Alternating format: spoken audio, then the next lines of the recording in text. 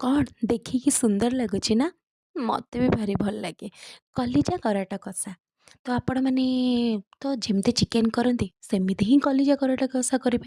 କିଛି rocket science ନୁହେଁ ଯେ ପ୍ରୋସେସ୍ କହିବାକୁ ପଡ଼ିବ। ତ ଆପଣ ସେମିତି ହିଁ ବନେଇବେ। ଆଉ ହଁ, ସବୁବେଳେ ଧ୍ୟାନ ଦେବେ ଯେ ଏଥିରେ ନି ବହୁତ ତାକୁ କଷିବାକୁ ଦେବେ। ବହୁତ ସେ କଷି ହେବ। ତାକୁ ଆପଣ ସ୍ଲୋ ମିଡ଼ିୟମ୍ ଫ୍ଲେମ୍‌ରେ ହିଁ କରିବେ। ହାଇ ଫ୍ଲେମ୍‌ରେ ଟୋଟାଲି କରିବେନି। ସ୍ଲୋ ମିଡ଼ିୟମ୍ ଫ୍ଲେମ୍‌ରେ ଆଉ ଥରେ କହିଦଉଛି ପୁରା ଭଲସେ କରିବେ। ତାର ସେ ଜୁସିନେସ୍ ତାର ସବୁ ଜିନିଷ ହିଁ ସେ ତା ଦେହରେ ହିଁ ମରିବ ଯେମିତିକି ଆଉ ତାପରେ ତା ଭିତରୁ ଅଏଲ୍ ତା ନିଜସ୍ୱ ଅଏଲ୍ ହିଁ ବାହାରିବ। ଆଉ ସେଇଟା ହିଁ ବାହାରିବା ପର୍ଯ୍ୟନ୍ତ ହିଁ ତାକୁ କଷିବେ। ଆପଣ ସାଙ୍ଗେ ସାଙ୍ଗେ ପାଣି ଦେଇକି ତାକୁ ନେଇ ଆସିବେ। ପାଣି ତ ଦେବା କଥା ନୁହେଁ ଆପଣଙ୍କର ଚଏସ୍ ପାଣି ଯଦି ଦେବେ ଦେବେ। କିନ୍ତୁ ଆକୁ ଆପଣ ରୁଟି ସହିତ ପରଟା ସହିତ ଇଭିନ୍ ପଖାଳ ସହିତ ବି ଖାଇପାରିବେ। ମଜା ଆସିଯିବ। Wow yum! ଯାଆନ୍ତୁ ଜଲ୍ଦି ଘରେ ବନେଇକି ଖାଇବେ। ଯାଆନ୍ତୁ।